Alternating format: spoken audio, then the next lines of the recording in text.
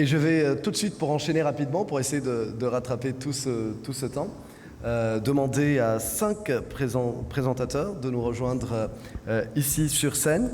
Je vais demander à Monsieur Kwon Hyung Lee, qui est Senior Research Fellow à la Korea Institute for International Economics, de nous rejoindre sur scène. Je vais demander également à Madame Nede Lachal, directrice générale d'industrie et de technologie, d'infrastructure au ministère de l'Industrie, des Mines et de l'Énergie.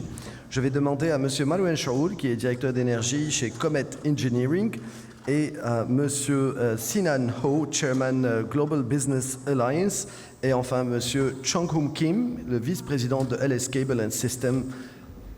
Venez nous rejoindre sur scène.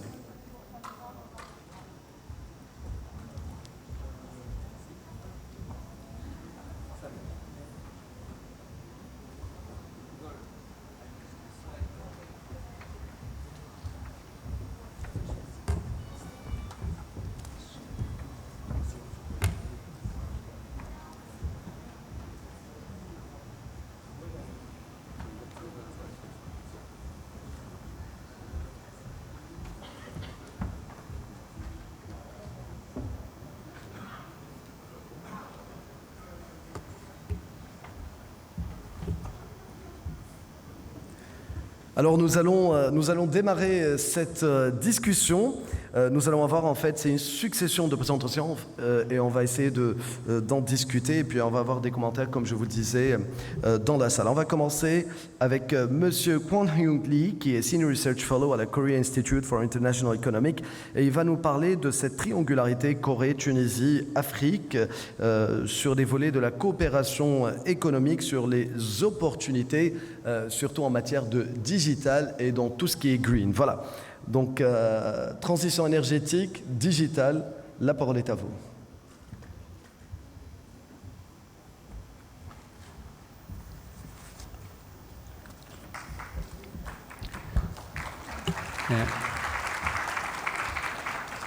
네, 안녕하십니까. 방금 소개받은 대외경제정책연구원에서 세계지역 연구센터 소장을 맡고 있는 이권형이라고 합니다. 오늘 이렇게 뜻깊은 자리에 초대해 주시고 발표의 기회를 주셔서 대단히 고맙습니다.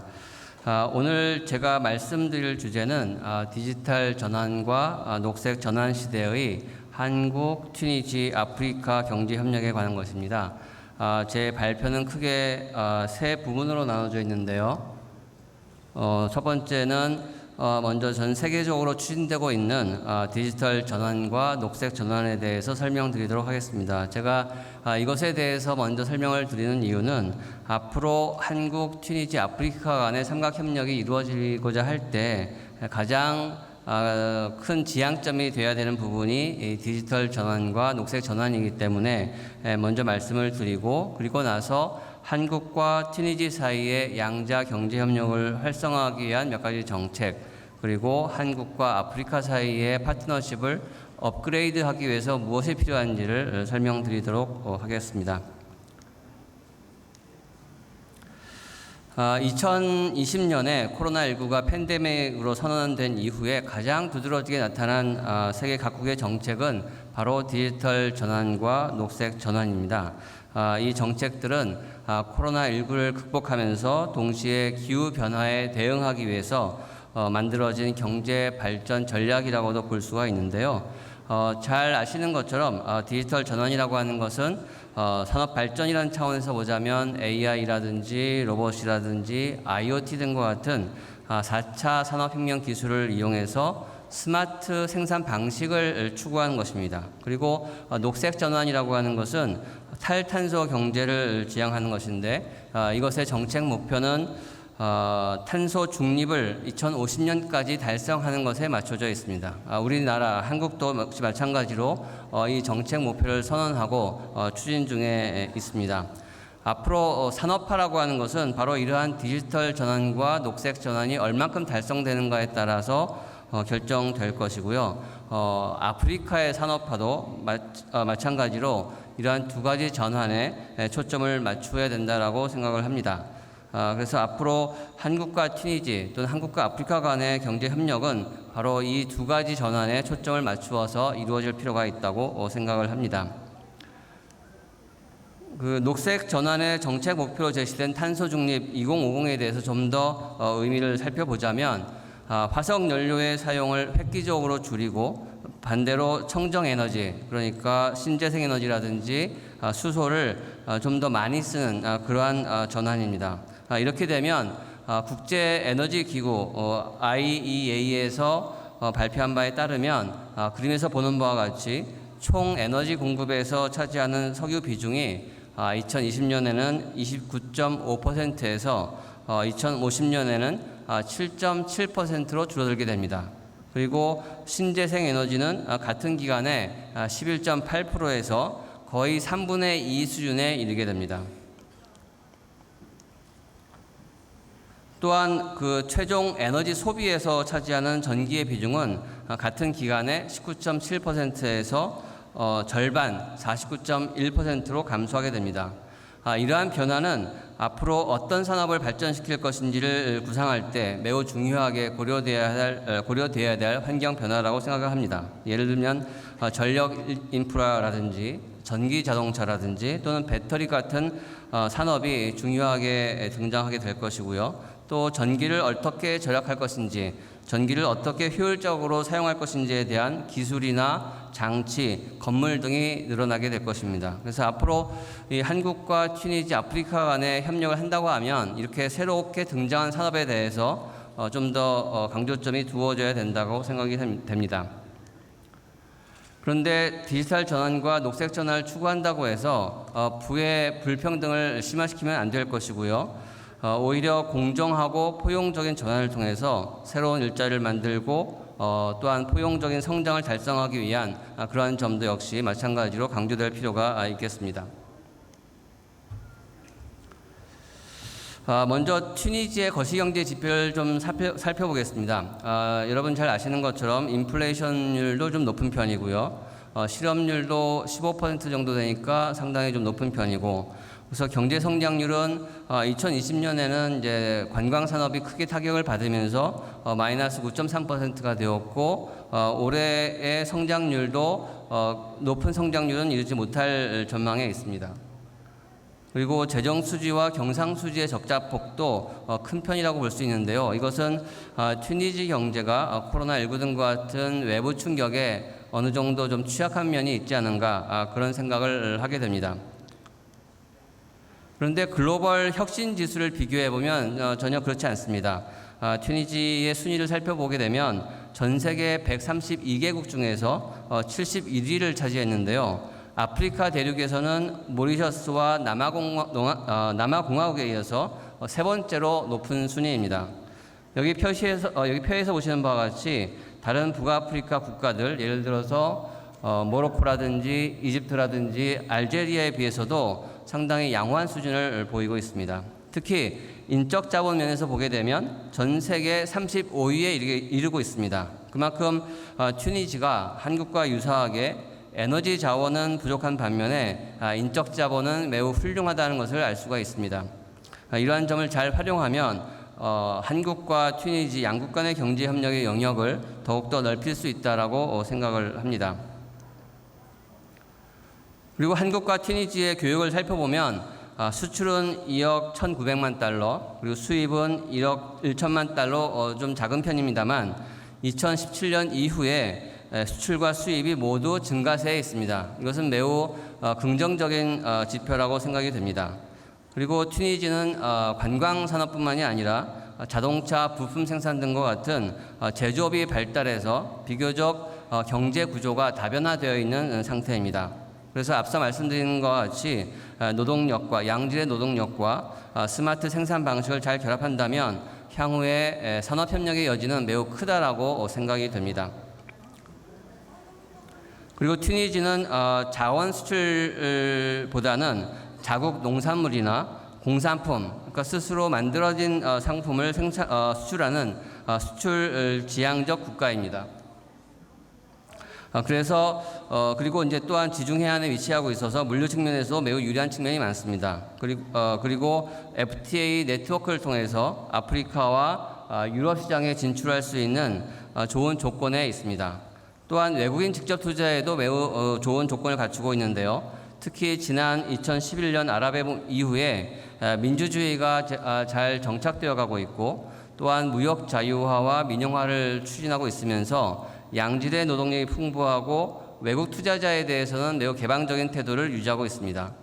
이러한 점을 잘 활용한다면 한국 기업들은 튀니지를 거점으로 해서 다른 아프리카 국가들에서 투자와 생산을 할 수가 있는 삼각 협력 관계를 구축할 수 있을 것이라고 생각이 됩니다. 또한 튀니지는 인구 규모가 작아서 대기업을 육성하기보다는 중소기업이나 스타트업을 육성하기에 좋은 조건을 갖추고 있습니다. 이것은 튀니지의 고용 창출과 경제 안정화 그리고 혁신 기술 개발에 크게 기여할 것으로 보이고요. 다양한 직업 훈련이나 교육 등을 통해서 중소기업 생산성을 제고하는 그런 정책이 필요하다고 생각이 됩니다. 또한 한국과 튀니지 양국이 중소기업과 스마트업에 필요한 금융이라든지 기술 지원을 확대하고 전문 인력에 대한 상호 교류 같은 양자 협력의 프로그램을 좀 더 적극적으로 추진할 필요가 있다고 생각이 됩니다. 한국과 아프리카의 파트너십에 대해서 좀 말씀을 드리자면 먼저 한국과 아프리카의 경제협력 파트너십의 업그레이드를 위해서 필요한 3개 제안을 제가 말씀드리고자 합니다. 먼저 양측의 고위급 회담을 활성화하고 인적 교류를 확대하는 것이 필요합니다. 한국과 아프리카의 협력 관계는 앞에 개회 세션에서 말씀을 해주셨지만 2006년도에 한 아프리카 포럼을 만들고 이때 아프리카 발전을 위한 한국의 이니셔티브를 발표하였습니다. 이때부터 한국과 아프리카 간의 양자 관계가 굉장히 빨리 진전을 했습니다. 그리고 지난 3월에는 서울에서 5차 한 아프리카 포럼이 개최되었고 여기에서 포괄적이고 미래지향적이면서 지속 가능한 파트너십을 추구한다는 서울 선언이 발표된 바도 있습니다. 또한 한 아프리카 포럼은 지금 장관급으로 추진되고 있습니다만은 아까 설명 들으셨듯이 2024년경부터는 정상회의로 격상될 예정입니다. 그렇게 되면 한국과 아프리카 양국 간의 인적 교류라든지 산업 협력이 더욱더 활성화될 것으로 보입니다. 두 번째로는 한국과 아프리카 사이에 FTA 네트워크를 구축할 필요가 있습니다. 그래서 교육을 좀 더 늘리고 더 나아가서 공동 합작 투자라든지 기술 이전을 더욱 확대하는 것이 필요합니다. 앞서 말씀드렸듯이 디지털 전환 및 녹색 전환과 관련된 산업 협력이나 인프라 투자를 늘려서 아프리카의 경제 다변화와 산업화를 이끌어내는 데 협력해야 될 것으로 보입니다.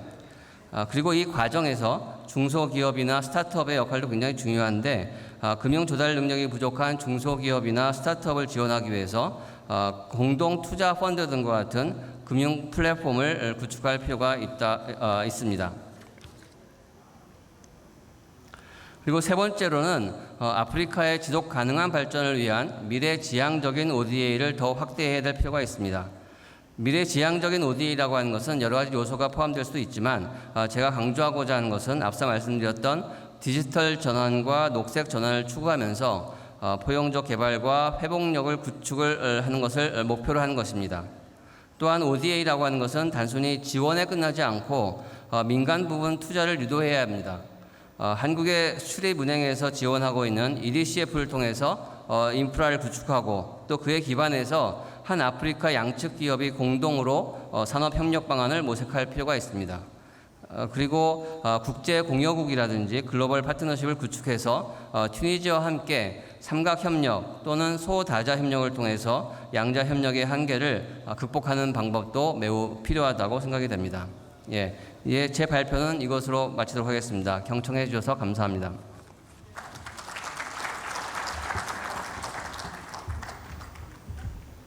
Perfect timing. Merci beaucoup pour cette présentation que vous avez pu suivre. Encore une fois, je vous propose, pour ceux qui ne l'ont pas fait ou qui viennent de nous rejoindre, vous pouvez vous équiper en matériel de traduction pour pouvoir suivre. Vous avez les 3 langues, donc coréen, français et anglais, bien évidemment. Maintenant, je vais céder la parole à Madame Nadé Lachal, qui est directrice générale de l'industrie, de la technologie et de l'infrastructure au ministère de l'Industrie, de l'Énergie et des Mines, qui va nous parler du Made in Tunis et de la stratégie industrielle d'innovation à l'horizon 2035. Je suis curieux de découvrir. Merci Wassim, merci tout le monde. Bonjour tout le monde, bonsoir plutôt tout le monde. Madame la ministre, Son Excellence, Monsieur l'ambassadeur, Mesdames et Messieurs, permettez-moi tout d'abord d'adresser mes vifs remerciements aux organisateurs de cet important événement et de souhaiter la bienvenue à nos honorables invités présents parmi nous dans la salle. Comme il a dit Wassim, effectivement, ma présentation sera autour... où est la présentation, Wassim? Elle n'est pas affichée, la présentation.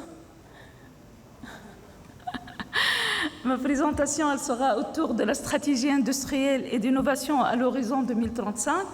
Cette stratégie, on vient juste de l'approuver récemment au mois de mars dernier. Elle doit établir un cadre pour l'industrie tunisienne sur 2 horizons, l'un à court terme d'ici 2025 et l'autre à long terme d'ici 2035. Ma présentation, elle sera structurée en 4 parties. La première partie, c'est le cadre général de ce projet. La deuxième partie, c'est le tissu industriel, un bref aperçu sur le tissu industriel tunisien. La troisième partie, la stratégie et le plan d'action. Et la quatrième partie, c'est la gouvernance de la stratégie. Donc, la formulation de la stratégie industrielle et d'innovation à l'horizon 2035 s'inscrit dans le cadre d'un projet de coopération avec la Banque africaine de développement qui a apporté l'appui financier et technique à ce projet. Les considérations de départ du ministère de l'Industrie en 2019 pour l'élaboration de cette stratégie étaient basées essentiellement sur 2 défis majeurs de l'économie tunisienne, à savoir la relance de la croissance économique pour améliorer le niveau de vie de la population, augmenter l'emploi et minimiser ou réduire l'écart de développement entre les régions. Le deuxième défi était l'amélioration de la compétitivité industrielle de l'entreprise industrielle via l'innovation et la technologie, ainsi que le développement de leur présence sur les marchés extérieurs, tout en évoluant vers une économie environnementale basée sur les ressources d'énergie renouvelable. Quelques statistiques sur le tissu tunisien, industriel tunisien. Il se compose essentiellement des petites et moyennes entreprises, soit environ 84 000 entreprises, dont plus que 5 000 avec un effectif supérieur ou égal à 10 employés. Soit 44% de ces entreprises, des entreprises exportatrices. 80% de ces entreprises sont localisées au niveau des zones côtières de la Tunisie. La stratégie a mis l'accent sur l'importance de 7 secteurs industriels en termes de sources de développement et d'opportunités pour l'économie industrielle, bien sûr, pour l'économie tunisienne, bien sûr. Ces secteurs sont les industries électriques, électroniques, mécaniques, métallurgiques, cuir et chaussures, agroalimentaire, textile et habillement, pharmaceutique, chimique et les matériaux de construction. En plus de ces 7 secteurs notés en tant que stratégiques, l'étude a identifié 3 filières stratégiques, à savoir la filière composants automobiles, avec un indice d'avantage comparatif révélé de l'ordre de 8,9. La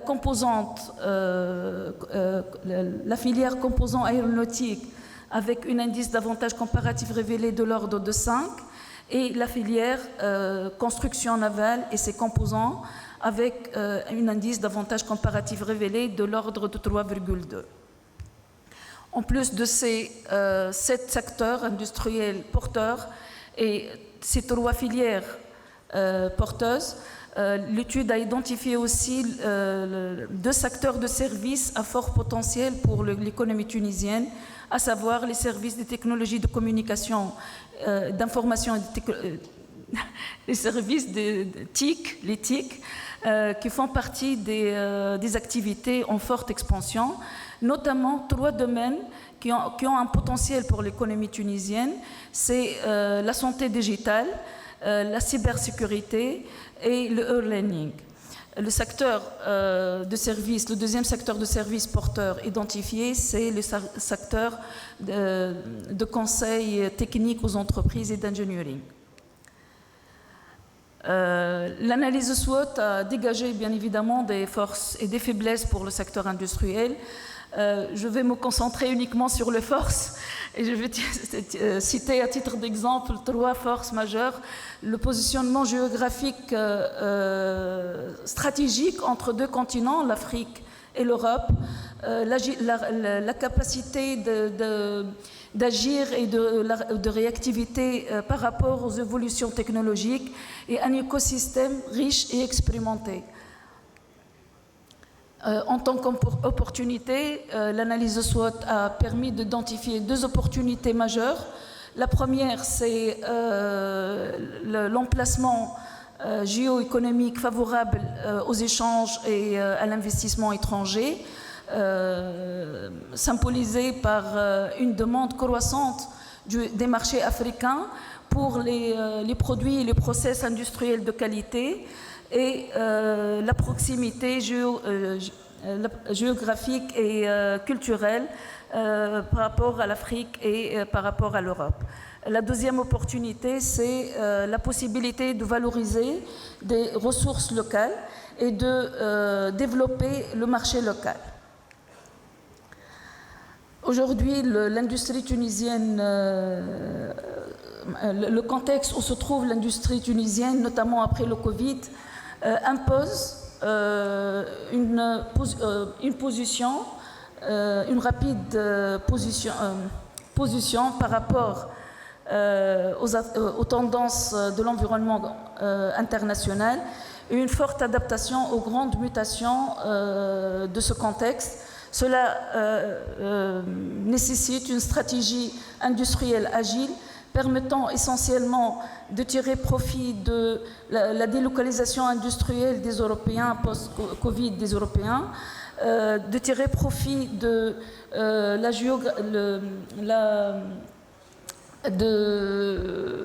la proximité entre les 3 gouvernements. De réussir la transition économique, écologique, énergétique et alimentaire et de s'inscrire parfaitement dans la transition digitale nationale et internationale. La formulation de la stratégie a pris en considération aussi une analyse benchmarking avec 5 pays qui ont un niveau de développement industriel, d'industrialisation moyen, mais qui partagent les mêmes défis de développement industriel que la Tunisie. Je cite à titre d'exemple Chili, la République tchèque, Maroc, Pologne et Portugal, qui ont fixé comme priorité pour ces 5 pays l'innovation comme l'investissement en innovation et en développement technologique et la transition numérique comme priorité pour eux, pour le développement futur de leur industrie.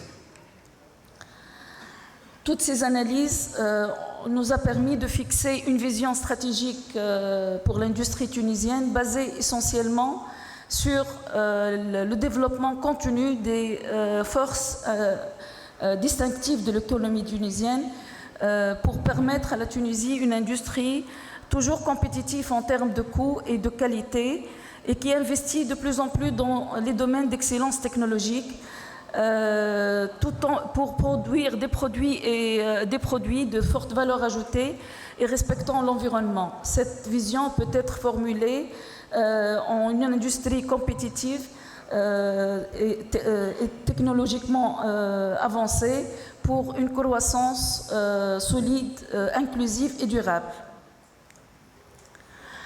Pour concrétiser cette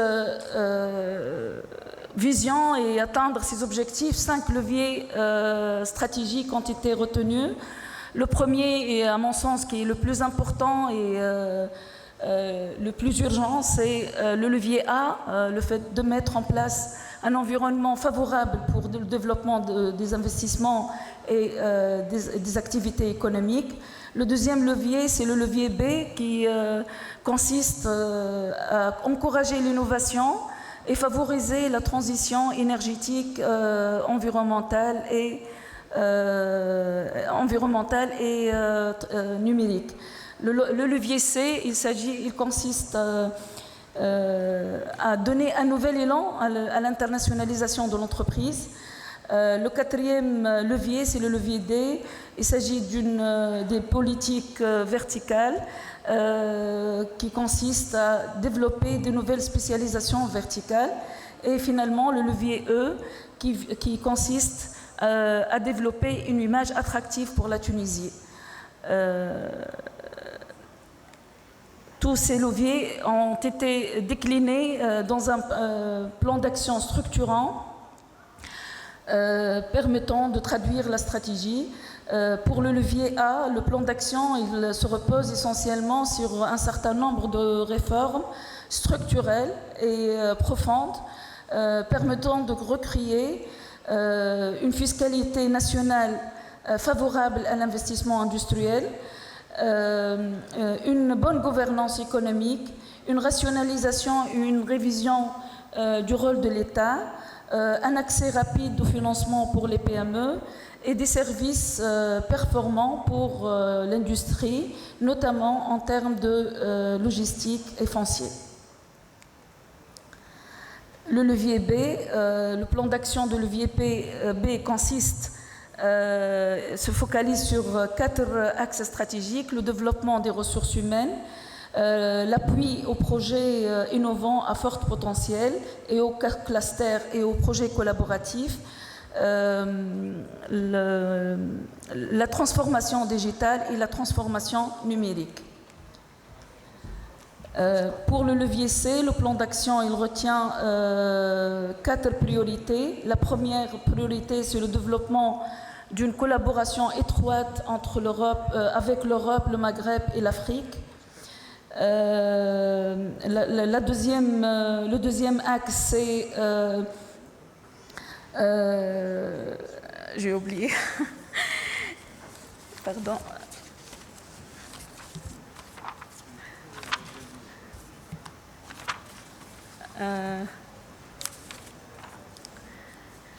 C'est l'accompagnement aux prospections et à l'implantation à l'international. Le troisième axe, c'est l'appui aux projets collaboratifs à l'exportation. Et le quatrième axe, c'est le soutien à de nouveaux projets d'investissement direct étrangers, notamment ceux qui répondent aux orientations stratégiques de cette étude. Pour le levier il prévoit un certain nombre de politiques de spécialisation verticale qui permet de concentrer un certain nombre de moyens pour les secteurs porteurs et les filières porteuses et pour les opportunités de reconquête du marché local.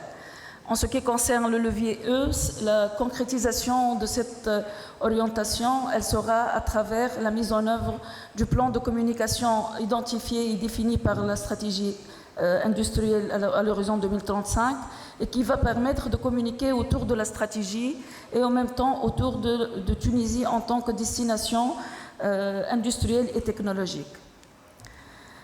Donc pour réussir cette stratégie et atteindre ces objectifs, c'est nécessaire d'assurer une très bonne gouvernance de cette stratégie et ceci est proposé par l'étude à travers la mise en place d'un Conseil national de développement industriel qui va instaurer un dialogue public-privé d'une façon permanente. Ce conseil sera appuyé par une unité de gestion par objectif qui va être le responsable sur la mise en œuvre de la stratégie. D'ailleurs, cette unité de gestion vient d'être créée au niveau du ministère de l'Industrie. J'ai choisi 4 messages pour vous, surtout pour ceux qui veulent choisir la Tunisie en tant que destination. La Tunisie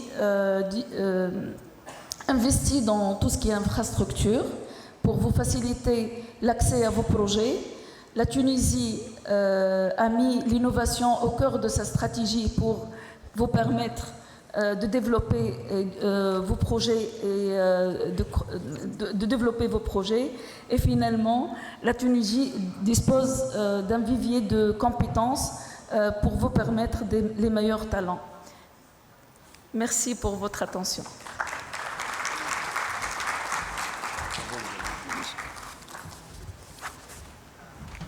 Merci beaucoup, merci pour ces messages. On sait tous, j'ai vu la ministre suivre avec énormément d'intérêt et nos convives. C'est pas évident en fin de journée avec autant de matière en peu de temps, une présentation en une dizaine de minutes sur toute une stratégie à l'horizon 2035. Mais c'est très important aujourd'hui d'expliquer ce qu'on veut faire avec ce qu'on appelle nous le Made in Tunis. Est-ce que c'est que le Made in Tunis? Avec quelle stratégie pour ça? Merci encore une fois, Madame Nedel Lachal. Tout de suite, je vous propose de passer à Monsieur Marouane Chaoul, qui est directeur d'énergie chez Comet Engineering et qui va nous parler de cette triangularité justement où ces rapports triangulaires, Corée, Tunisie, Afrique, ce partenariat surtout dans le domaine de l'infrastructure. Et on sait l'importance de l'infrastructure pour notre continent.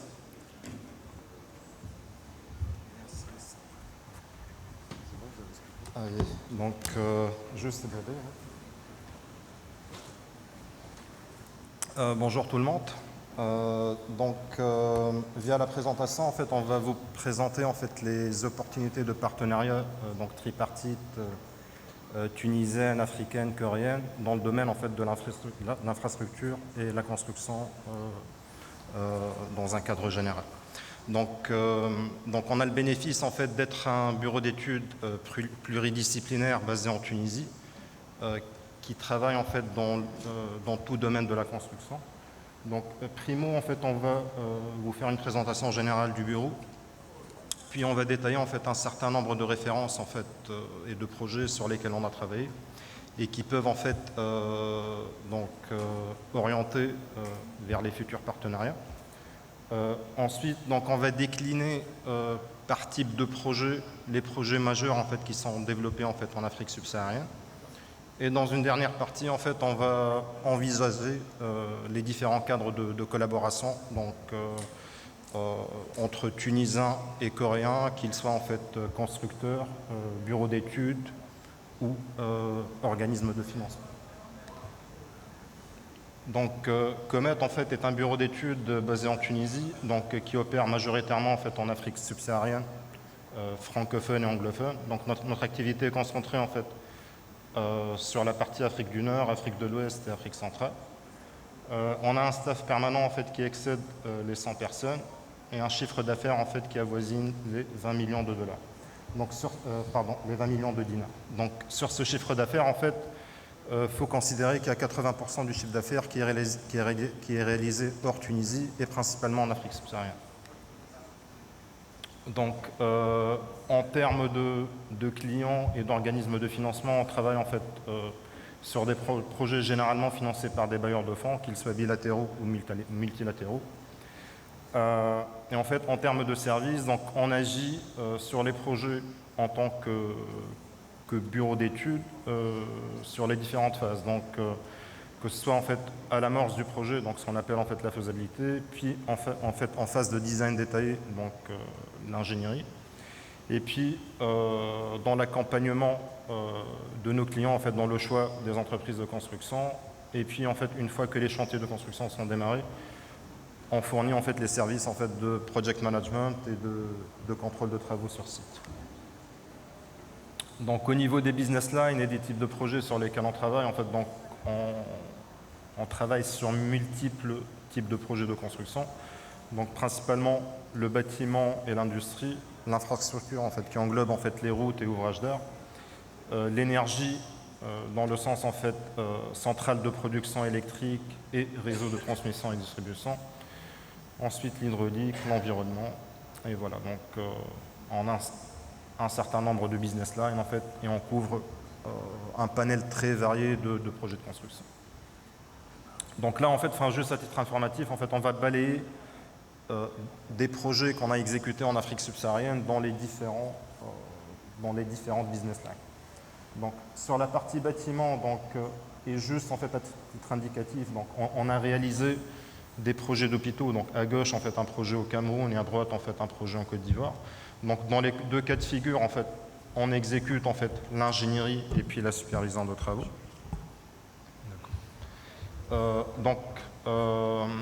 En fait, juste pour vous donner en fait quelques paramètres chiffrés concernant les deux projets. Donc, on parle d'un nombre de lits hospitaliers excédant les 100 lits dans les deux cas, et d'un budget de la construction en fait qui est égal à 10 millions d'euros dans le premier cas et qui est égal en fait à 20 millions d'euros dans le second cas. Ensuite, en fait, je passe à des projets de caractère en fait hôtelier. Donc là, en fait, on a travaillé pas mal avec la chaîne hôtelière Azalai en tant qu'assistant technique en fait à la maîtrise d'ouvrage. Donc, on a travaillé sur le développement en fait du projet de l'hôtel Azalai au Cameroun et d'Azalai en fait Burkina. Voilà.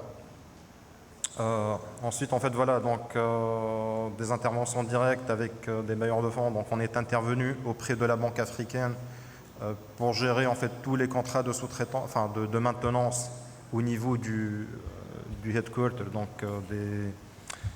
de leur head office en fait à Abidjan. Donc voilà, ça c'était un certain nombre de projets bâtiments. Sur le domaine de la route, en fait, pareil. On a un certain nombre de projets exécutés en fait sur des projets routiers.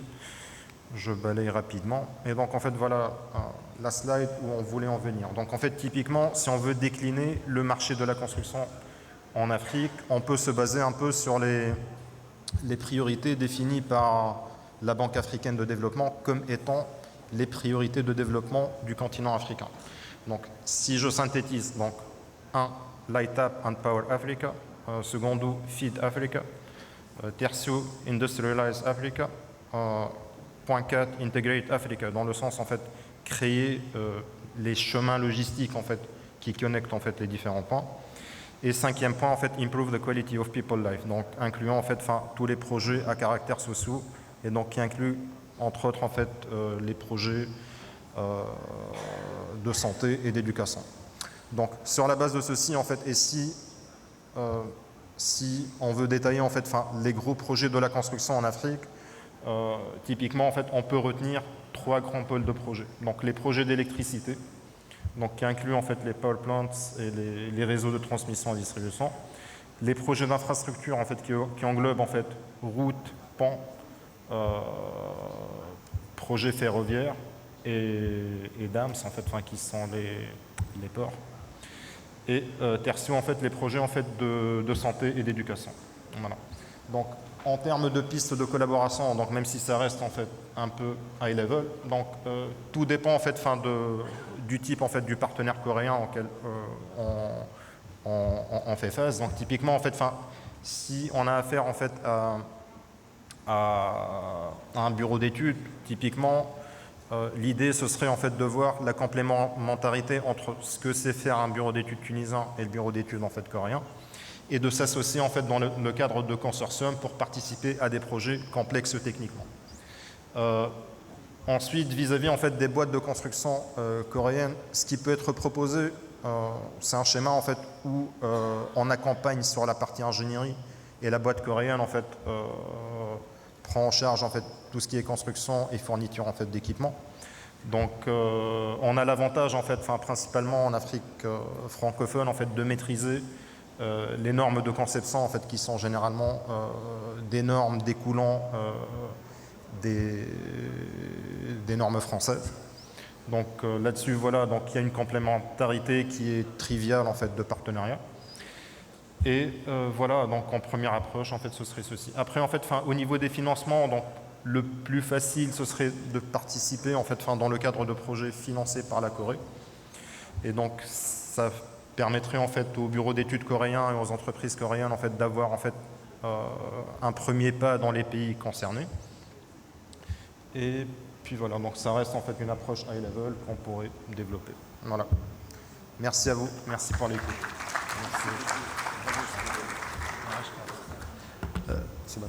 Merci beaucoup. Merci, Monsieur Manuel Shaul. En tout cas, une très très belle success story. Un vrai groupe africain, fier qu'il soit tunisien, mais un vrai groupe africain et un vrai symbole de cette triangularité. Alors, tout de suite, sans plus tarder, on va essayer de... Voilà, malheureusement, comme je disais, on a pris la salle un petit peu en retard, mais on essaie de rattraper le temps. Donc, je remercie tous les speakers qui jouent le jeu dans ce sens. Et on va tout de suite passer à Monsieur Sinano, qui est Chairman Global Business Alliance. Je vous rappelle encore une fois, son discours, sa présentation sera en coréen. Donc, pour ceux qui n'ont pas le casque pour la traduction, donc veuillez en prendre. Voilà.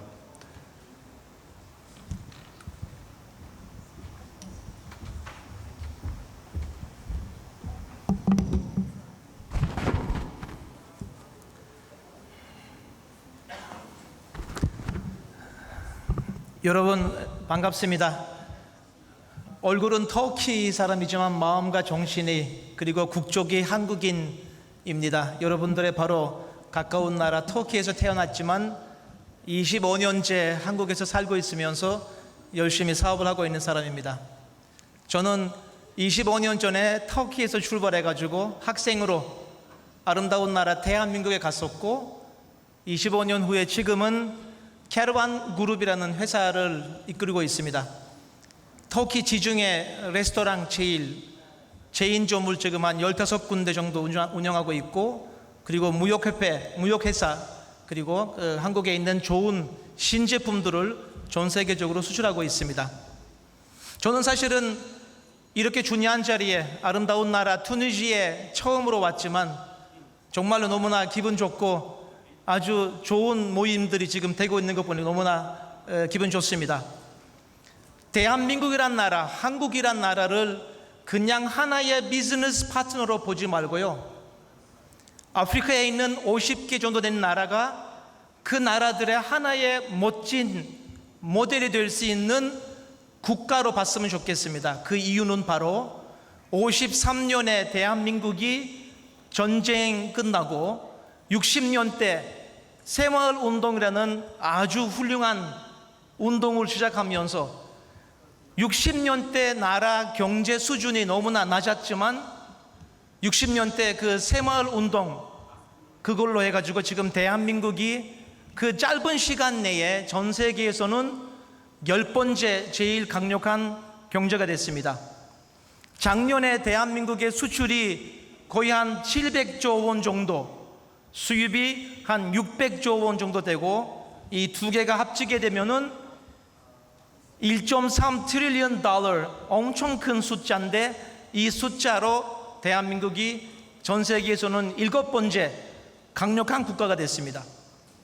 10번째 경제 그리고 국가 브랜드 가치가 전 세계인들이 제일 사랑하는 나라가 어디냐 물어봤을 때는 아름다운 나라 대한민국이 전 세계에서는 국가 브랜드 가치가 7번째입니다.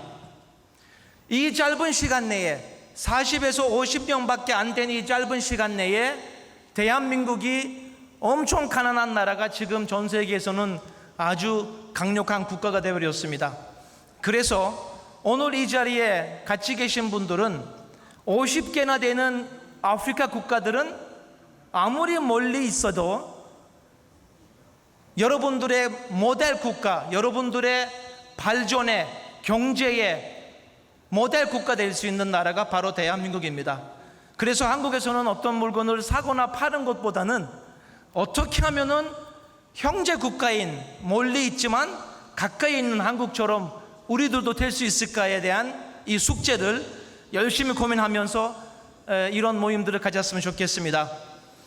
여러분 앞에 나와 있는 글로벌 비즈니스 알라이언스는 우리나라 대한민국이 지금 인구가 5,100만 명입니다.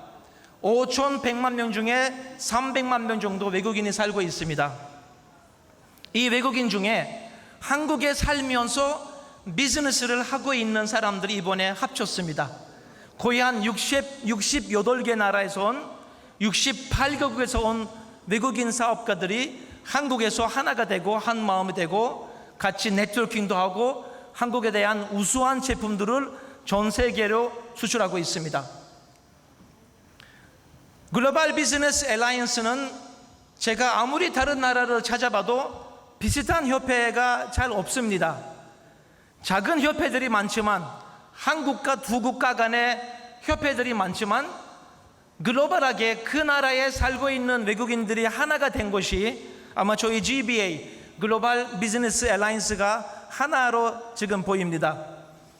3년 전에 저희가 시작을 했고요. 지금 글로벌 비즈니스 알라이언스에 6개 그룹에 사업하시는 분들이 같이 있습니다.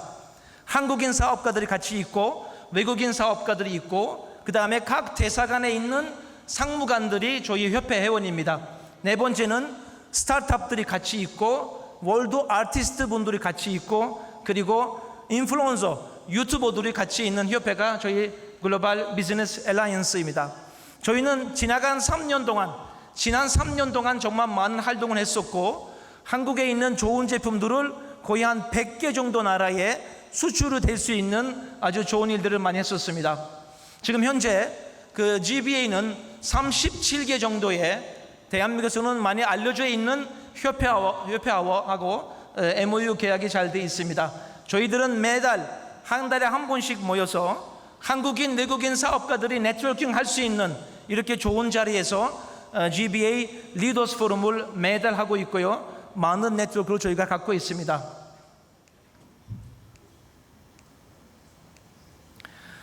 오늘은 사실은 할 얘기는 많지만 시간이 많지 않기 때문에 아프리카에서 나왔던 아주 좋은 속담이 있습니다.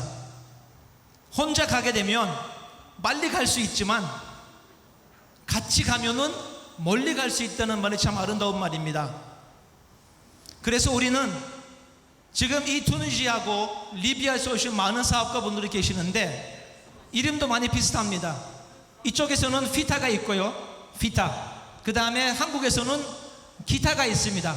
한국무역협회가 있습니다. 피타하고 기타가 자주 만나야 되고 많은 교류를 해야 되고 그렇게 해야 저는 개인적으로 아프리카 대륙의 수많은 인구 13억 정도 되는 인구가 앞으로 20, 30억이 될 텐데 개발을 하려면은 발전을 하려면 제가 보기에는 무조건 멀리 있어도 가까이 있는 대한민국하고는 잘 지내야 되고 많은 교류를 해야 이 짧은 시간 안에 많은 성과를 얻을 수 있다고 봅니다. 아프리카는 13억이지만 2050년이 되면은 인구가 25억이 됩니다. 앞으로는 젊은 인구가 많고 출생률이 많은 이 아프리카는 한국 같은 파트너가 있게 되면은 특히 디지털 플랫폼, 의료기기, 화장품, 자동차, 그 다음에 반도체, IT 수많은 분야에서 수많은 좋은 일들을 할 수 있다고 생각합니다. 다시 한번 이렇게 훌륭하고 멋진 자리를 준비해 주신 피타하고 기타 그리고 TABC에 깊은 감사의 말씀을 드리겠습니다. 감사합니다.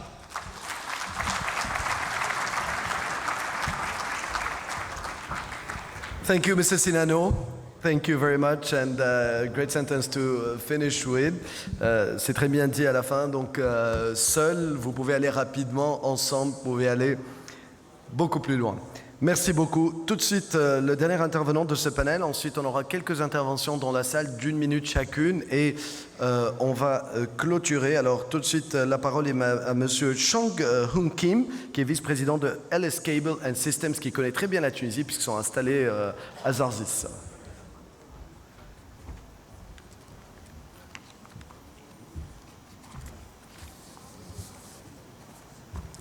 한국, 튀니지, 아프리카 비즈니스 라운드 테이블을 기회로 LS 케이블의 시스템을 포함하여 한국 기업과 튀니지 및 아프리카 기업과 정부 차원의 협력 프로젝트들을 발굴하고 협력해 나가기를 희망합니다.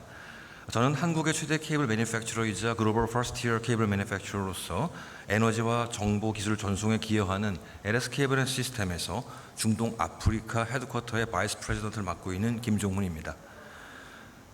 LS 케이블 앤 시스템은 60년 역사를 가진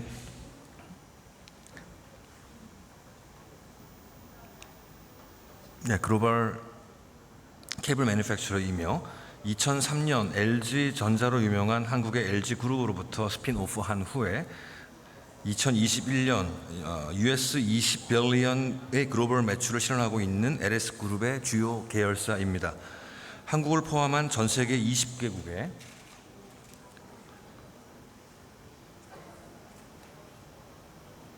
한국을 포함한 전 세계 20개국에 60개의 생산 및 판매 기지를 운영하고 있으며 특히 동유럽 폴란드에 위치한 광케이블 생산 공장과 이집트에 위치한 전력 케이블 공장은 튀니지 및 아프리카 지역의 광범위한 경제적 협력 관계에서 중요한 역할을 감당할 수 있을 것으로 믿고 있습니다.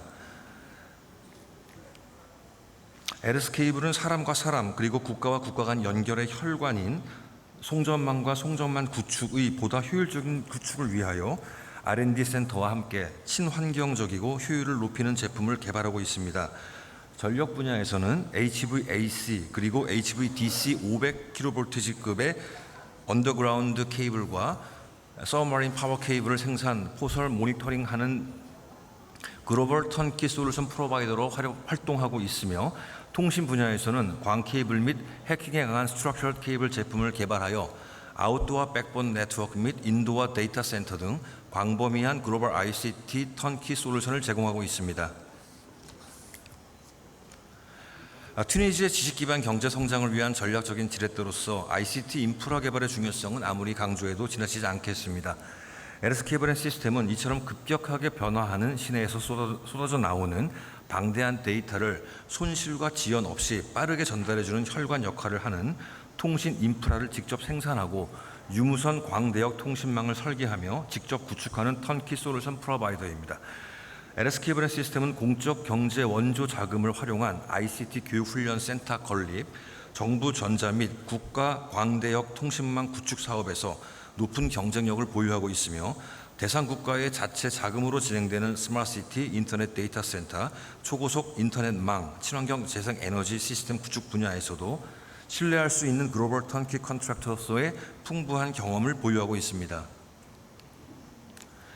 튀니지 정부가 디지털 격차 해소 및 지식 기반 경제 성장을 위한 전략적 지렛대로서 ICT 인프라 개발 및 구축에 대한 중요성을 인지하고 있다는 것에 충분히 공감하고 있습니다. LS케이블 앤 시스템은 ICT 인프라 개발을 위한 사업 타당성 조사를 위한 컨설팅 단계부터 본 사업 수행까지 전체 프로젝트를 독자적으로 수행할 수 있는 역량을 보유한 기업입니다. 이러한 역량을 기반으로 대한민국의 공적 개발 원조 자금을 활용한 사업부터 AFDB, 월드뱅크 사업은 물론 튀니지의 자체 자금을 활용한 사업까지 튀니지 정부와 국민의 니즈를 조기에 파악하고 충실하게 이해하며 사업에 반영하는 것을 목표 삼아 튀니지 정보 기술의 근간이 되는 국가 백본 네트워크 및 인터넷 데이터 센터, 국민의 편의를 위한 e-government 시스템, 국민의 건강을 위한 e-health 시스템, 그리고 국민의 안전을 위한 공공안전 인프라 구축을 위해 튀니지 정부와 함께 협력해 나가고자 합니다. ICT 인프라 개발 사업 분야의 다양성을 고려해서 LS케이블 시스템이 해외에서 수행한 몇 가지 프로젝트 사례를 간략히 소개해드리고자 합니다. 첫 번째로 인도네시아 경찰청을 위해 인도 밀집 지역인 자바섬 전체 경찰서를 통합하고 유무선 통신망 및 효율적인 현장 지휘를 위한 통합 관제센터를 구축한 사업입니다. 1억 달러 규모로 6개 경찰청, 135개 경찰서에 자동 주소 검색, 신고자 위치 추적, 전자지도, 차량 위치 추적 등 현지 실정에 특화된 솔루션을 제공한 사업입니다. 본 사업은 인도네시아 경찰의 대테러 및 사건 사고 대응력을 크게 향상시켰다는 평가를 받고 있습니다. 두 번째로 한국수출입은행의 대외경제협력기금 사업으로 방글라데시 교육부 산하 교육정보통계국이 발주한 정보통신기술 교육훈련센터 건립 사업입니다. 3,600만 달러 규모로 수도 다카를 비롯한 123개 지역에 정보통신기술 교육훈련센터를 건립하는 사업으로 LS케이블 앤 시스템은 교육훈련센터 건설, 네트워크 시스템 및 장비 구축, 교육용 콘센트 개발, 교육과정 개발 등 정보통신 교육 인프라 구축을 위한 제반 사항을 제공한 사업입니다. 뿐만 아니라 현지에서 정보통신 교육을 책임질 교사를 양성하기 위해 32명의 후보자를 방글라데시 현지에서 선발, 한국으로 파견해 교육을 전수하는 등 방글라데시의 정보기술 발전에 기여했다는 평가를 받았습니다.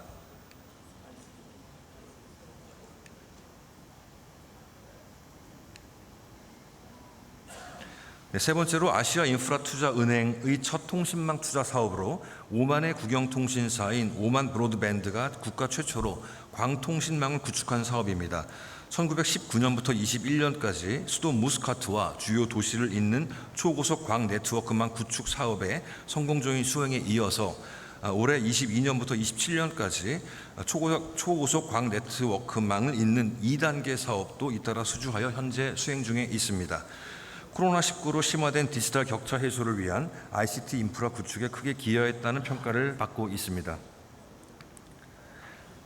마지막으로 2020년 월드뱅크 론으로 튀니지 전력청인 스테이그에서 실시한 225kV, 150kV, 90kV 송전망 구축 국제 입찰에서 기존의 유럽 업체와의 치열한 경쟁을 뚫고 수주한 튀니지 송전망 프로젝트를 소개해드리며 본 발표를 마무리하고자 합니다.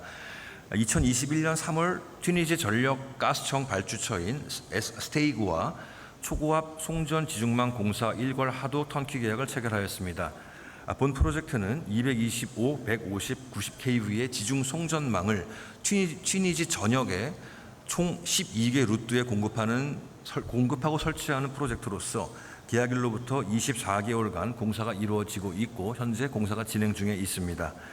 본 프로젝트처럼 튀니지 및 아프리카 현지 시공업체들과의 협력, LS케이블앤시스템의 합리적 가격 경쟁력과 높은 기술력, 그리고 우수한 시공 수행 능력을 통해 오랜 기간 동안 마켓쉐어를 보유해온 유럽계 업체들과의 공정한 경쟁을 통하여 송배전 및 정보통신 사업에서 튀니지 및 아프리카에서 한국을 대표하는 기업들이 더욱 적극적으로 참여하여 활동을 펼칠 수 있도록 주 튀니지 한국 대사관 및 한국수출입은행 그리고 이 자리에 계신 튀니지 정부 관료 여러분들의 관심과 협조를 당부드리겠습니다. 감사합니다.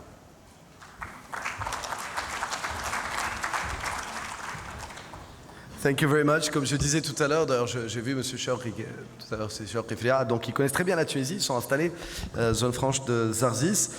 Merci beaucoup encore une fois pour cette présentation. On peut remercier tous nos panélistes, Najwa Safrali, on peut les applaudir. Merci beaucoup. Alors, maintenant je vous propose une séquence très rapide, c'est 5 prises de parole. 1 minute chaque prise de parole et on va tout de suite commencer. Alors, on a essayé d'adapter un petit peu le programme. Donc, moi, je propose de commencer avec M. Ahmed Nteti, CEO de la Société industrielle d'amortisseurs, la SIA.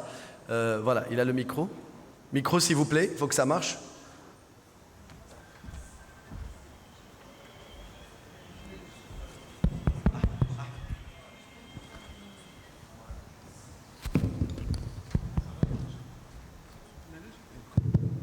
Now it's working.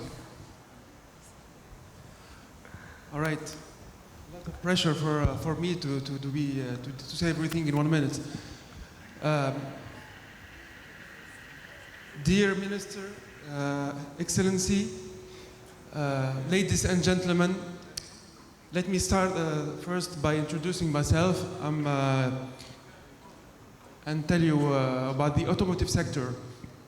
I am representing the auto sector in the new Chamber of Commerce of Korea, Tunisian Korean Chamber, and also a board member of the Tunisian Association, Automotive Association, and also active in the private sector, automotive sector, with a member in a group of companies. So let me, in this 1 minute, Mr. Wassim, let me give some figures, important figures about the sector in Tunisia. And how and put the importance of this sector for us and for the regional partners that want to be active in Africa. So we do have for this sector around 90,000 people working in this field. The turnover generated by this sector is around 2.3 billion euros, and it's representing around 14% of the total exports. We do have 280 companies, with 62% companies with foreign funds. and 65 operating exclusively for the international sector, international region.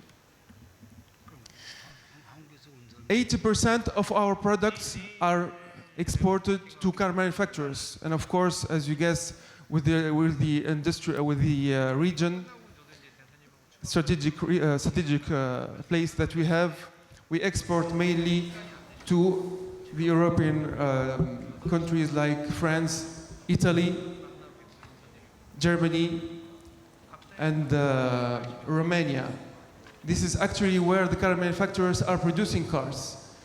So we are exporting also to Korean car manufacturers, Hyundai and Kia.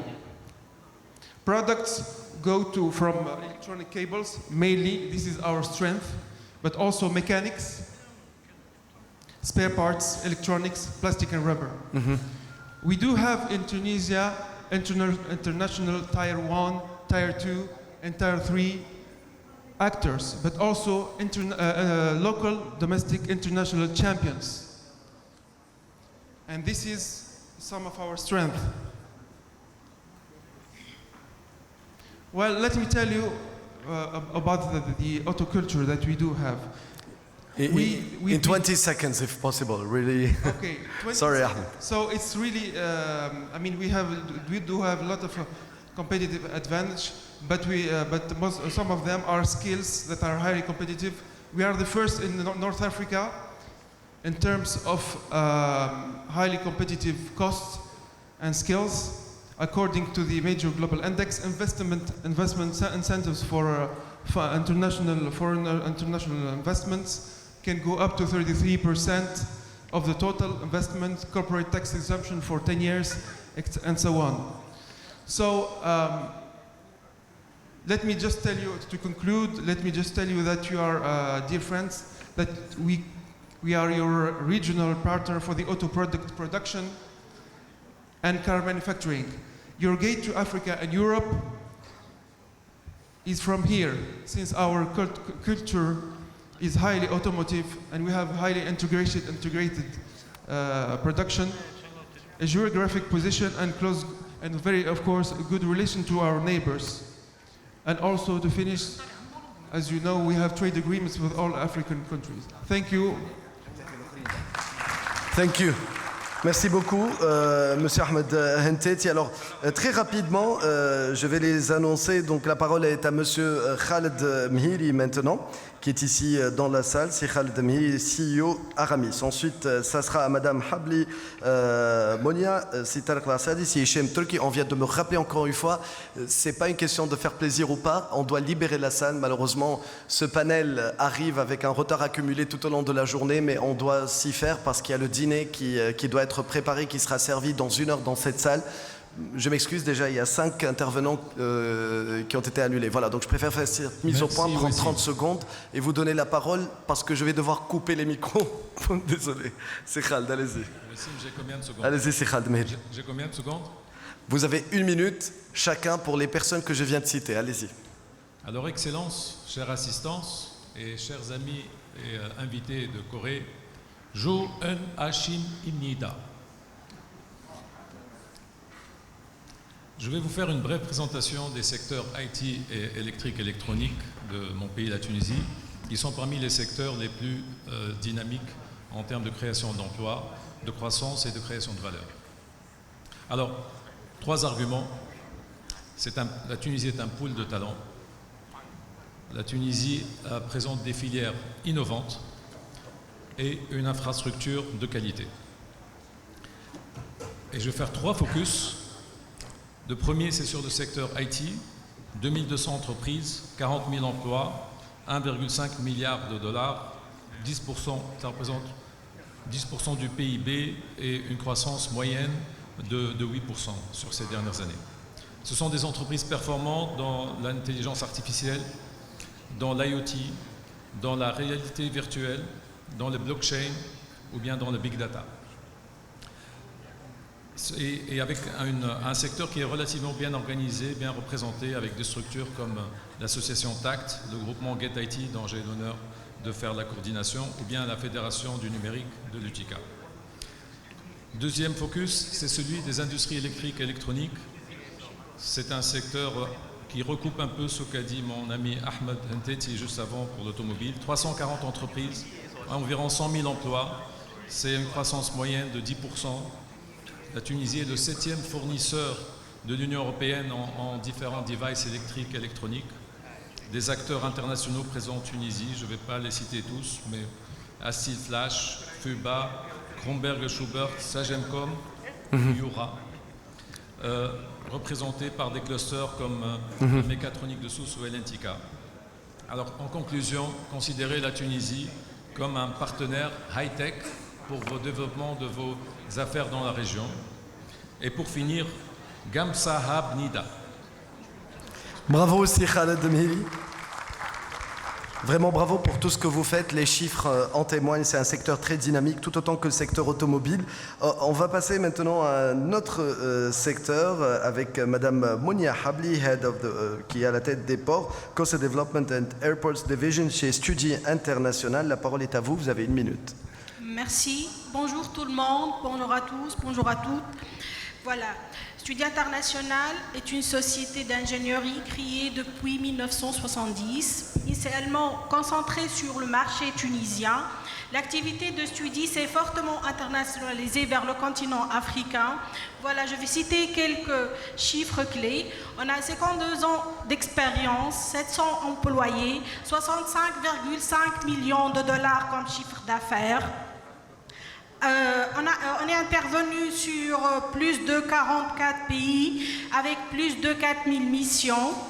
Studi International figure parmi les top 100 des plus grands cabinets d'ingénierie et de conseil.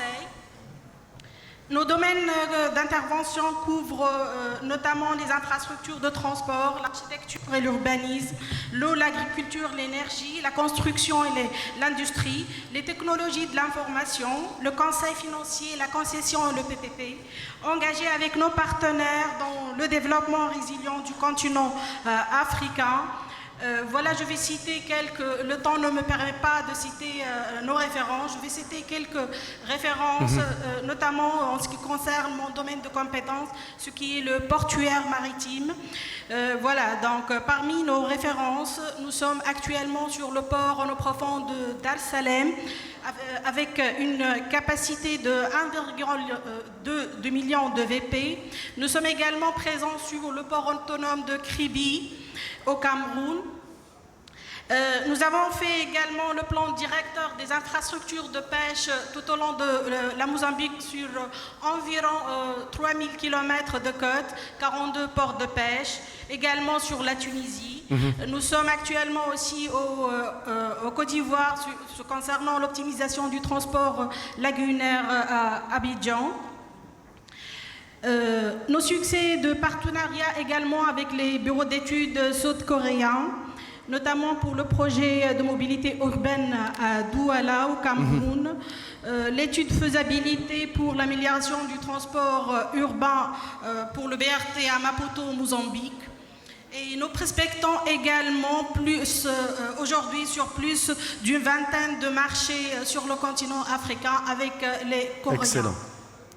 Voilà, très bien. J'ai terminé, merci. Merci beaucoup, bravo, merci Madame Monia Habli, bravo pour tout ce que vous êtes en train d'accomplir. Encore une fois, vraiment, nous sommes désolés, vous méritez, de toute façon c'était prévu dès le début, 2 minutes de témoignage par personne, mais je sais que ça mérite un petit peu plus de temps parce que vous faites, voilà, au quotidien, vous êtes en train vraiment de construire ce continent et on sait l'importance, il y a le savoir-faire, mais il y a le faire savoir. Aujourd'hui, c'est très important que les gens le sachent. Monsieur Tarek Lassadi, CEO Travel to Do.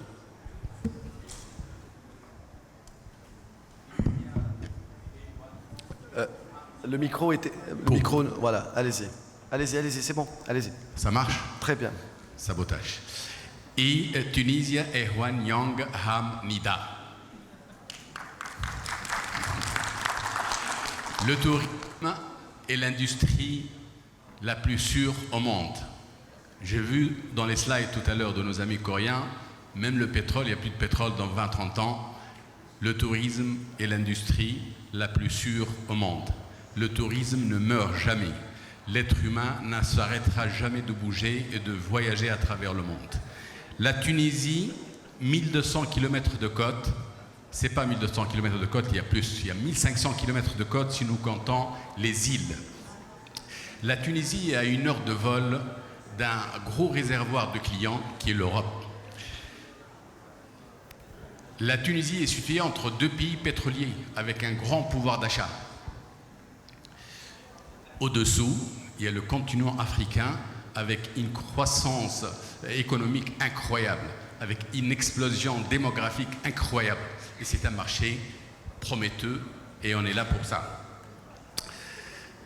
La Tunisie, une météo clémente. Le ciel est bleu. Si vous voyagez partout un petit peu dans le monde, quand vous arrivez avec l'avion en Tunisie, il y a un ciel bleu. C'est limpide, c'est beau. Les oiseaux gazouillent. Les femmes sont belles. Investissez en Tunisie, s'il vous plaît. Et nous ne voulons pas de l'aide. On vient faire des opérations win-win en Tunisie parce que nous avons un patrimoine et une position géographique formidable. On peut faire des affaires ensemble, win-win. Merci. Merci beaucoup, Monsieur Tarek Lassadi. Excellente présentation, brève, claire, et vous avez tout à fait raison. J'ai vu Madame la Ministre sourire et hocher de la tête et dire « il a bien raison », sachant qu'elle est ministre de l'énergie également, le pétrole, l'eau, femmes et tourisme. Elle veut réagir. Allez-y, Madame. Non, c'est pas grave, allez-y. Dire qu'il y a des hommes et des femmes beaux. C'est Hichem Turki. Merci, Wassim. Donc c'est Hichem Turki à la tête de Novation City, bien sûr. Oui, je suis le directeur général de Novation City, mais je vais vous parler essentiellement de l'association de la dizaine de technoparcs en Tunisie. Donc, Madame la Ministre, Monsieur l'Ambassadeur, honorable invité et chers collègues et chers amis, la Tunisie a choisi une stratégie de développement basée sur la technologie et l'innovation. Les technoparcs en sont le pilier. Leur mission principale est de créer, développer, animer un écosystème dynamique entre l'enseignement supérieur, la recherche et les entreprises. L'innovation en Tunisie a couvert pratiquement tous les secteurs technologiques et toutes les technologies existantes dans plusieurs secteurs d'activité. L'éthique, la mécatronique, l'agroalimentaire, l'énergie renouvelable, les biotechnologies, pratiquement le textile bien entendu et les matériaux. Notre écosystème technopolitain est très riche par plusieurs composantes, les centres techniques, les centres de ressources technologiques, les centres de recherche, l'enseignement supérieur qui est très développé en Tunisie. Et toutes ces composantes ont pu réaliser plusieurs projets collaboratifs dans divers secteurs d'activité et qui se trouvent actuellement pratiquement sur tous les marchés locaux et internationaux. Les technoparcs ont investi beaucoup d'argent jusqu'à maintenant, plus que 200 millions de dinars en infrastructures. Ils ont aménagé plus que 700 hectares de parcs industriels et attirent globalement 700 entreprises actuellement, internationales notamment, et qui font travailler plus que 30 000 ouvriers ou personnes, ouvriers et ingénieurs. Ils ont accompagné et hébergé plus que 200 porteurs de projets. Ils ont développé 4 plateformes de veille sectorielles collaboratives. Et ils ont réalisé pratiquement 60 projets collaboratifs montés dans le cadre de programmes bilatéraux méditerranéens et européens. L'ATT, notre association, est l'initiateur du Forum des technoparcs, qui est à sa 2e édition et qui a attiré plus que 600 acteurs de la recherche et de l'innovation et soutenu une centaine de projets. L'ATT est partenaire du projet Technoria, qui est un projet de soutien aux startups issus des résultats de la recherche scientifique et basé sur la propriété intellectuelle. Par ailleurs, 2 centres de compétences en industrie 4.0, Assous et Asfax, ont vu le jour et 3 autres centres de compétences sectorielles sont en cours de création, en textile, en agroalimentaire et en produits pharmaceutiques.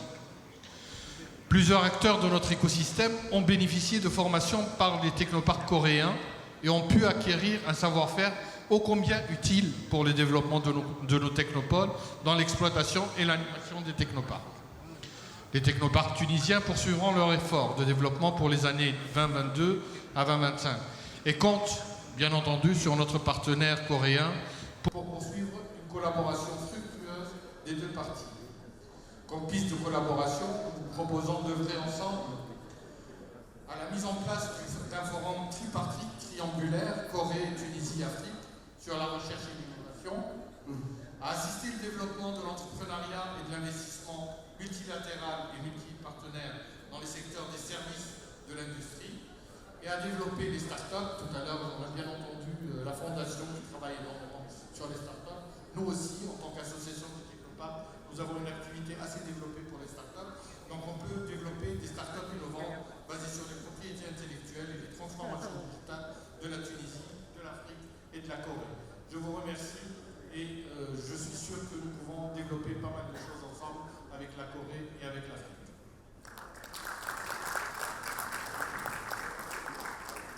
Merci beaucoup, c'est Hichem Tolki, et comme ça on arrive à la fin de cette séance de prise de parole dans la salle. Alors je demande aux personnes responsables d'avoir la table sur laquelle il va y avoir dans quelques instants la signature du MOU. Je vais demander dans quelques instants à M. Anis Jezili de nous rejoindre sur scène, ainsi que M. Liu Woon qui est président également de la CAF. Alors le temps que cette table arrive sur scène, je vais profiter pour saluer, parce que comme je disais, il y a des intervenants qui devaient prendre la parole, mais qui ne l'ont pas fait, donc je tiens quand même à les saluer. Donc je vais saluer aussi de nouveau ceux qui l'ont fait. Je vais saluer M. Chanko Han, qui est président de Kita MENA, et également M. Shokyu Lee, qui est le Chief Representative de Korea Exim Bank, the Export-Import Bank of Korea. Pour ceux que ça intéresse, il est dans la salle, on les remercie d'être présents ici. M. Jong-gu Kim, qui est General Manager de Yura Corporation. Vous avez eu tout à l'heure M. Ahmed Henteti qui a ouvert le bal, c'est jamais facile, bravo. C'est Ahmed Henteti, CEO de Société Industrielle d'Amortisseurs, la CIA. M. Kiyok Chung, qui est General Manager de LG Electronics. M. Khaled Mhiri, CEO de Aramis, merci encore une fois, c'est Khaled. Ki Son Nam, le directeur de Hyundai Engineering. Madame Habli Monia, de Studi International. M. Ken Choi, qui est CEO de GUM, Gulf Union Maritime Products. M. Tarek Lassadi, CEO de Travel to Do, merci encore une fois. Et vous le venez de l'écouter, M. Hichem Tolki, CEO de Novation City. La place maintenant, on va prendre encore quelques secondes pour ce moment historique, pour cette signature de l'accord de coopération entre la TABC, Tunisia Africa Business Council, et la Korea Africa Foundation. J'appelle M. Anis Jezili et M. Liu Woon Ki. Sous vos applaudissements.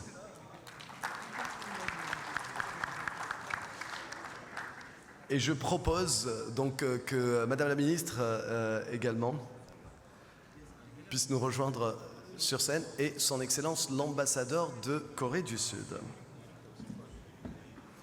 Donc comme je disais, c'est un accord de coopération entre la Tunisia Africa Business Council et la Korea Africa Foundation, la signature du côté tunisien de M. Anis Jezili. Et côté coréen, côté Korea Africa Foundation, son président, M. Liu Woon Ki.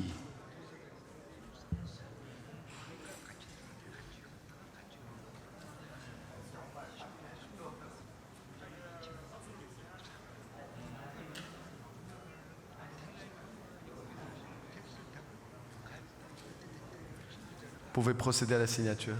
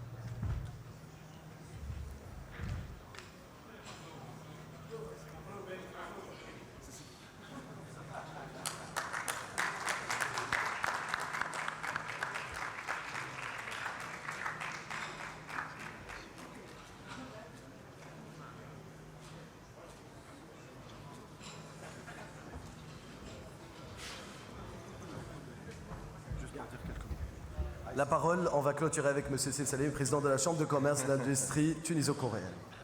Thank you, Isim. I know you have a timekeeper. You're giving me only 30 seconds.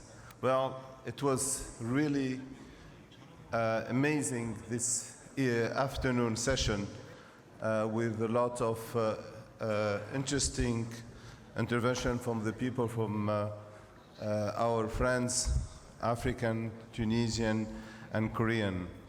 I think this first edition should not be the last one, but I think I'm pretty sure that we will have even better one.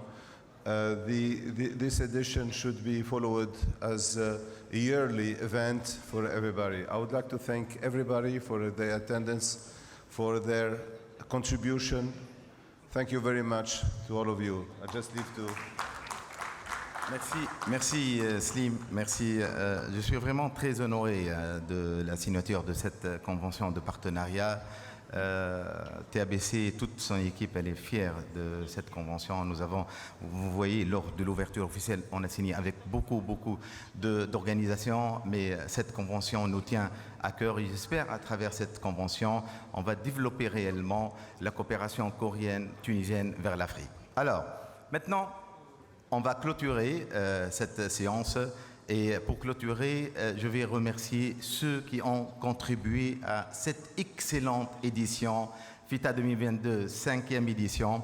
Donc, s'il vous plaît, sous vos applaudissements, le comité d'organisation présidé par Sinizar Yaïch, يتفضلوا بحذايا. Sinizar, Mouna, Ayman, Mariam.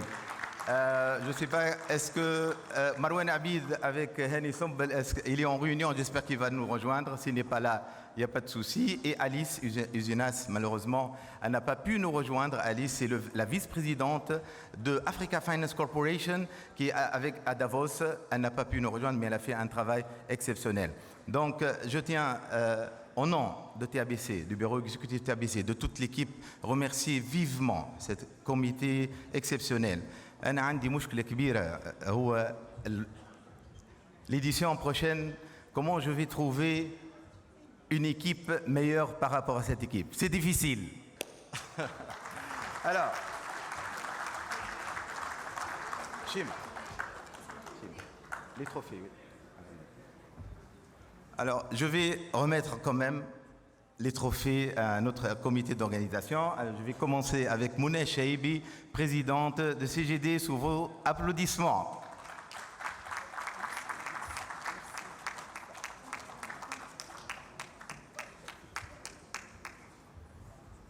Alors, Mariam Ben Salah, maître de conférence à l'Université Caen. Merci beaucoup, Mariam, Mouna, Ayman, pour tout le travail que vous avez fait. Merci.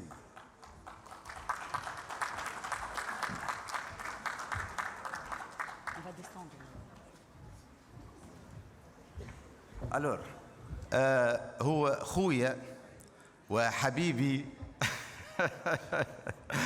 وعلاقة طيبة يعني منذ أيمن يعني أنت يبدو لي 4 سنوات. أيمن هو سينيور مانجر نورث أفريكا أفريكزيم بانك. وأفريكزيم بانك بكل صراحة هو من البنوك الإفريقية اللي وقفت مع تونس وقت اللي عديد البنوك معناتها رفضت أنها فهمت ولا لا في الظرف الصعيب هذايا تمولنا وسمعتوا الناس الكل أخيرا عطاونا 700 مليون $. Merci Ayman. Et Ayman, il a contribué largement à ce financement. On va faire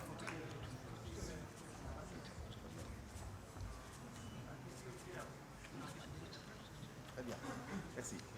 Vous revenez. Bien, ça c'est le comité d'organisation, mais je souhaite aussi que vous ayez une idée sur le groupe qui a, le noyau dur de TABC qui a organisé cette conférence internationale. Vous allez être surpris. Avoir 500 CEO de 45 pays, avoir 100 institutions financières internationales, mener une opération logistique monstre, gérer des agences événementielles, ainsi de suite. Donc je vais les appeler un par un. Alors je vais commencer par Habib Chebchoub, Fadl, Aya, Walid, Shema, Ashraf, Zainab. Alors il nous a soutenus à la fin, Eric, Tofar, Monsieur Tofar.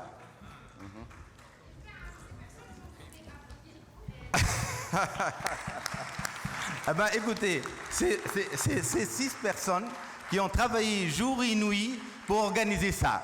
C'est pas 100, c'est pas 200, c'est 6 personnes. C'est le noyau dur de TABC.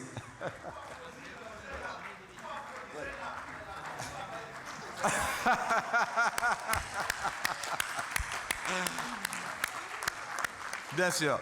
Alors, pour terminer, j'invite les membres du bureau exécutif national de nous rejoindre, les membres des bureaux régionaux de TABC de nous rejoindre pour la dernière photo de famille. Donc, c'est Mohamed Lahyani, c'est Anwar, c'est Issam Ben Youssef, tous ceux qui sont là parmi les membres du bureau national, régional, marhaba bikoum. Donc,